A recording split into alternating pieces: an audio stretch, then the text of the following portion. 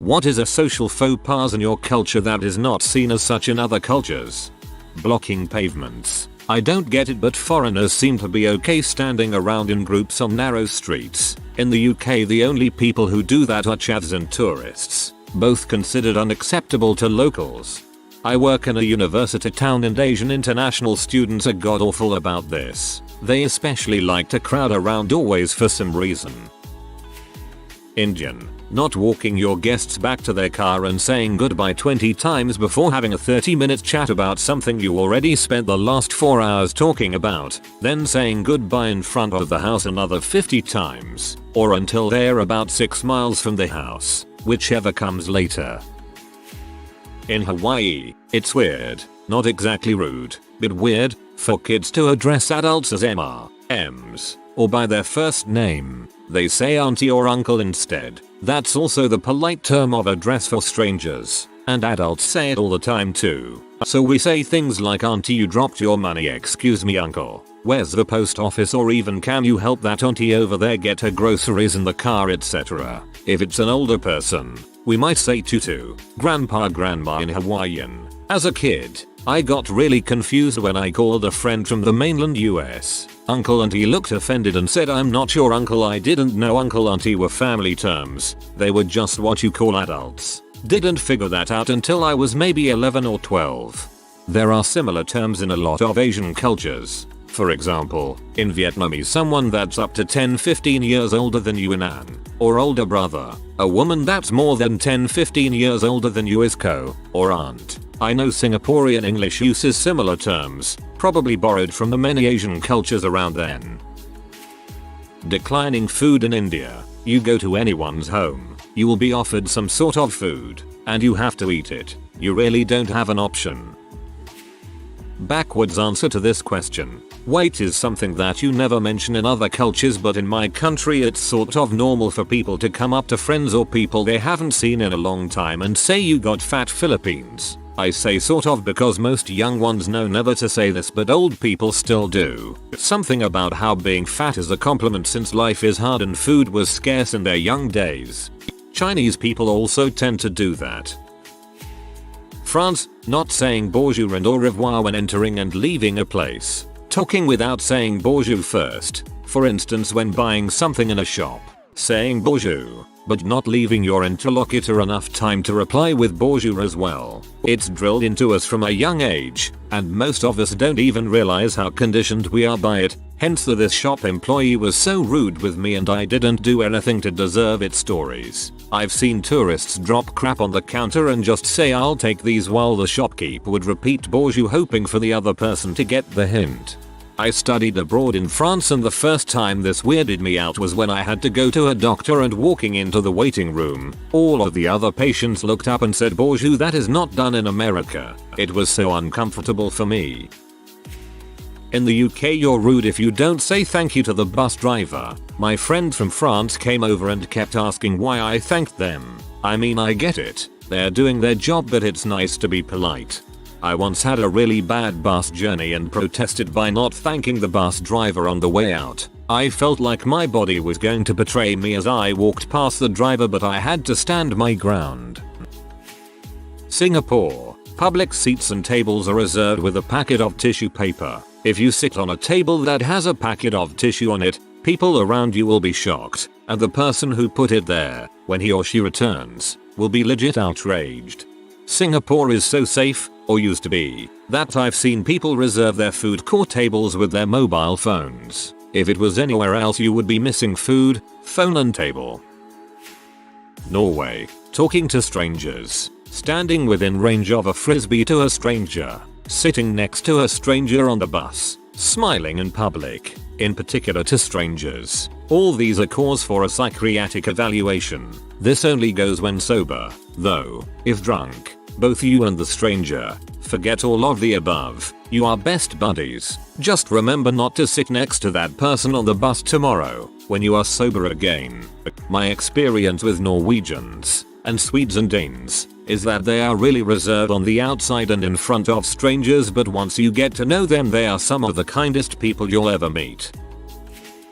Norway. A handshake is alright, but don't be too touchy and intimate. Most Ouijas like their personal space unless we're talking someone we're close friends with. I freaked out when I visited a Mediterranean country for the first time and complete strangers wanted to kiss me several times on each cheek and stuff.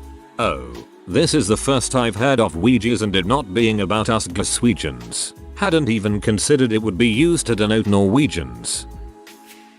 The Netherlands. Not congratulating everyone at a birthday party. You don't just congratulate whoever's birthday is being celebrated, you congratulate everyone. Grannies, neighbors, friends.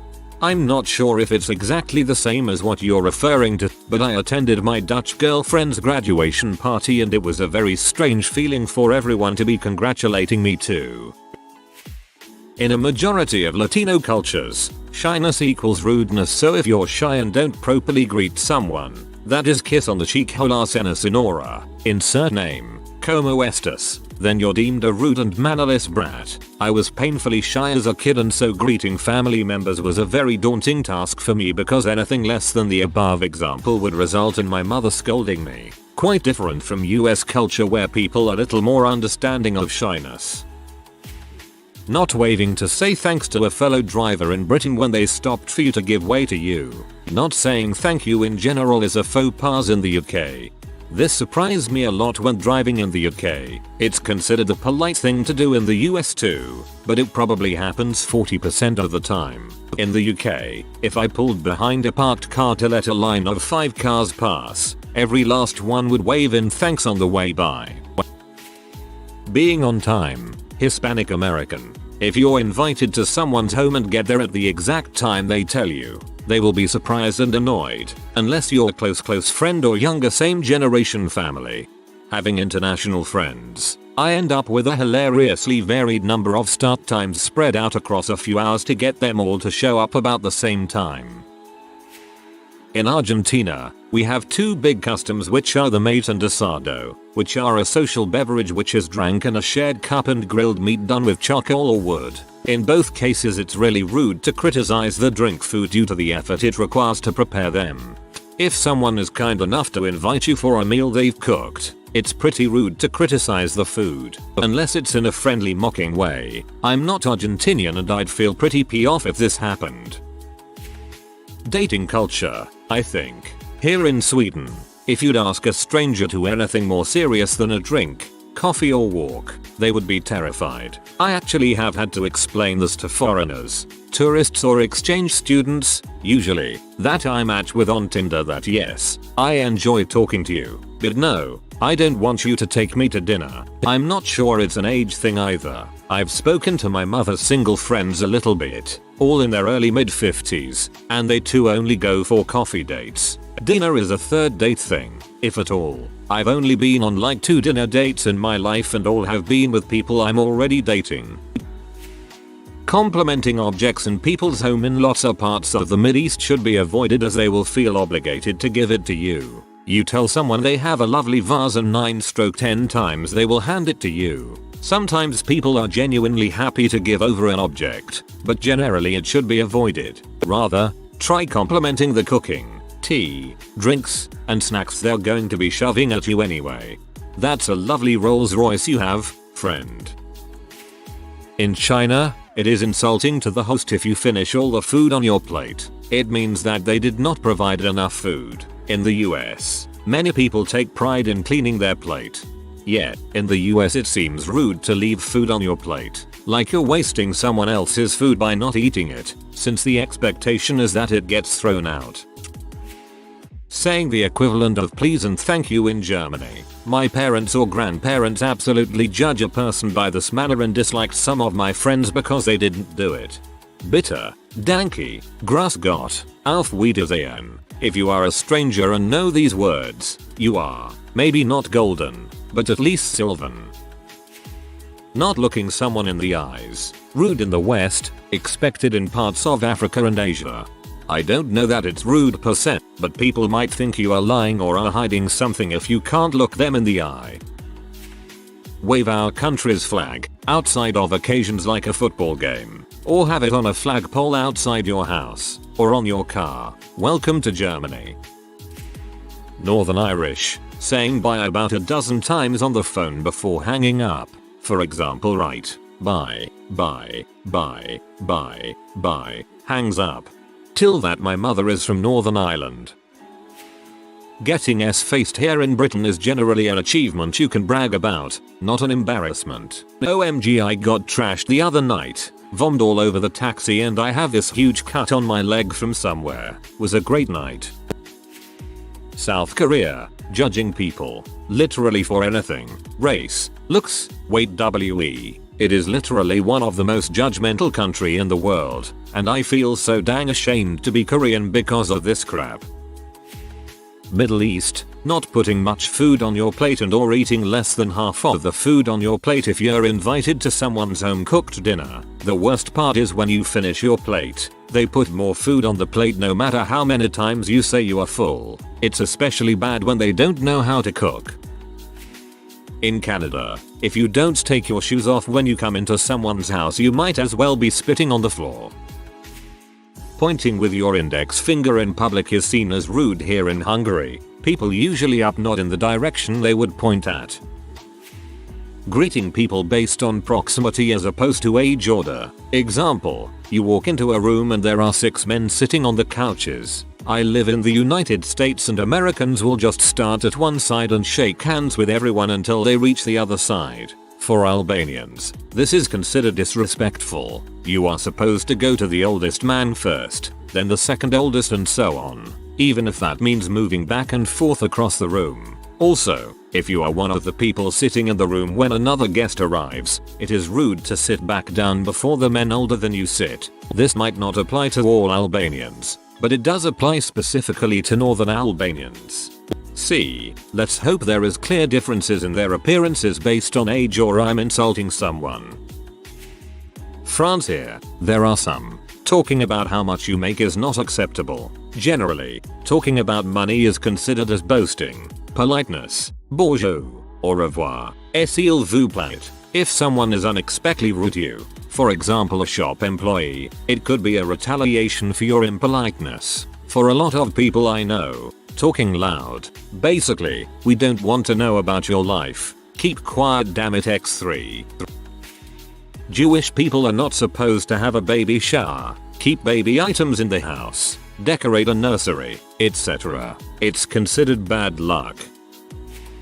In Spain, if someone offers you something you have to decline it a few times until they insist, which makes it really uncomfortable when I really don't want something. I live in Madrid and have never experienced that. Being late. Some cultures are more strict about time, Japan, but some are a lot less formal. Showing up late to a business engagement in the USA is going to get you a talking to by the boss at best. Not tipping will make most people judge you for being worthless scum in America, but in East Asia especially it's considered rude to tip. I think because it implies that your boss doesn't pay you enough, or you're belittling their job, whatever it may be. Your boss doesn't pay you enough. In fairness, this is pretty much the reason we tip in America. Mexican, not shaking or giving a kiss on the cheek to everyone present at a social gathering. You have to greet everyone, even if you don't know them. People tend to think it's rude if you don't.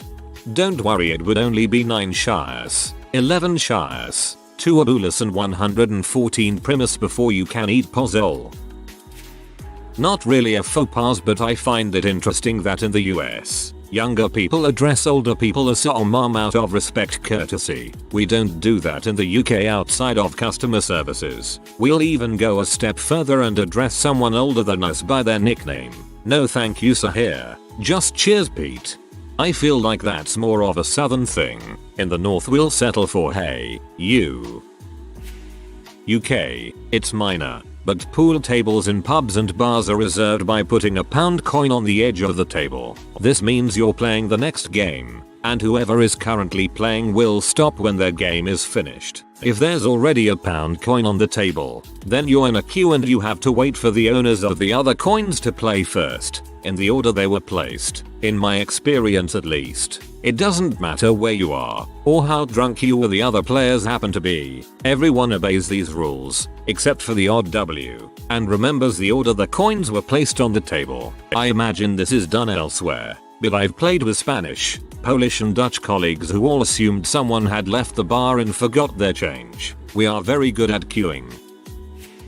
Not from my culture, but I made a faux pas when I was in Sri Lanka. I was staying at a hostel and I came back from an outing with some takeout and a couple of random beers. I was sitting in the common room eating and drinking from the can when someone came up to me and had a mini freak out and told me I couldn't drink that beer here. They allowed drinking, so I was confused. They explained to me that the Tamil Tigers were a brutal terrorist organization in Sri Lanka. Guess what was on my beer? A giant tiger. I poured it into a glass and finished my meal. You never ask someone how much money they make. UK. Also, I think some UK people will read this and think, WTF, it's you. You're the weirdos. USA. We had a young lady who came to live with us from Estonia. She was very athletic and attractive. She showed me photos of her graduating class and it appeared athletic and attractive is the norm in that country. So, needless to say, she was shocked at the size of people here in Texas and the crap food we consume. She would unashamedly take cell phone photos of obese people without even trying to hide what she was obviously doing. This was in 2006. She's now married to a fellow Texan and not so fit anymore, but still beautiful. Offering food whatever you eating. Example. You're eating snacks and you see your friend. Hey, you want some barbecue? Hey, I am eating and it will be rude not to invite you and I expect you will refuse. Him. Oh, thanks but I am full. I'm starving but it is rude to get some. In East Africa, Kenya, you shouldn't sit on the curb for any reason as a woman. Waiting, chatting on the phone, etc. Or chug a drink or down food while walking along public city streets. Switzerland. Don't you ever dare to drop your trash in somebody else's trash bin. Even if you know it will be taken to recycling today or there's a lot of free space there. This is precisely equivalent to cutting into the queue in UK, not a big offense here. Or not tipping your waiter in the US. Here the tips are completely optional. Everything is way overpriced anyway. But don't mess with trash. I'm British and lived in the US for like 8 years. Now live back in the UK with my American wife. I have a few things that Americans don't seem to realize they shouldn't do in the UK. 1. Asking people they just met questions that could be interpreted as trying to evaluate their social status. Where did you go to college? Etc. In the UK the done thing is more to ferret out that information discreetly. This doesn't work with the American getting to know you ritual, which is to ask each other personal questions until you find some common point. Oh, you went to Wisconsin, my brother's friend's dog lives in Madison. 2. The main one I see. Not saying please. Americans don't say please when they order things. They think they do, but they don't. American politeness requires thanks and ordering in a generally friendly tone. But in Britain it's considered seriously rude not to say the actual word please after every request. We had some lovely American friends over to stay the other month, but seriously the way they would order, "I'll have the steak," was really quite rude by British standards. 3. British people do this a fair amount too, but asking someone where they are from if they have a foreign accent. To British ears it can scream you sound different and I'm gonna put you on the spot, whereas I think Americans see it as being welcoming and showing an interest. In the US, and I'm not quite sure how to put this, but failing to respond to one-upmanship. So for example, I've been to Antarctica, and I went to Cambridge, both made up. If I meet someone in the US and he starts bragging about his trip to the Arctic, or how he went to Harvard, my first instinct is to sort of clam up. But if my own experience later comes out, this will be seen quite poorly in American terms, like I thought too highly of myself and would rather be stuck up than get into some honest bragging discovering common interests. 3 is an interesting one because depending on the situation, even in the US, asking that can imply interest or xenophobia. The worst case being when someone asks where someone learned English only to learn they were born in the States. Not sure if this counts, but I'm Chinese Asian and most of us will probably live with our parents our entire lives and it's not seen as being dependent. So when I'm around non-Asian people and tell them my living situation, they judge me. I had one person laugh at me because I'll get picked up by my mom after work. It's not seen as a disappointment to be still living with parents and depending on them. It's normal, because eventually I'll be helping my parents when they're old.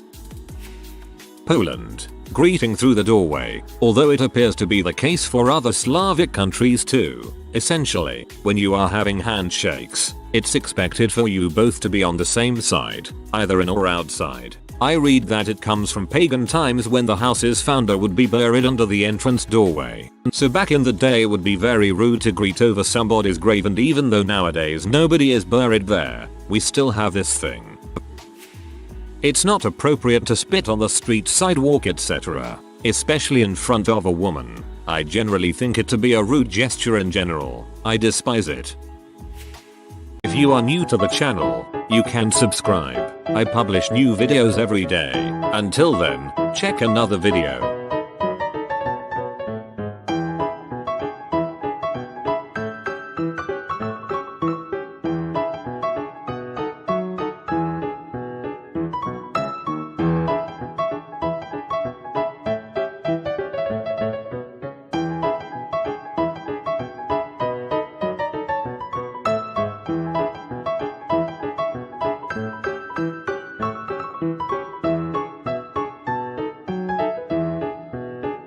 Bye for now.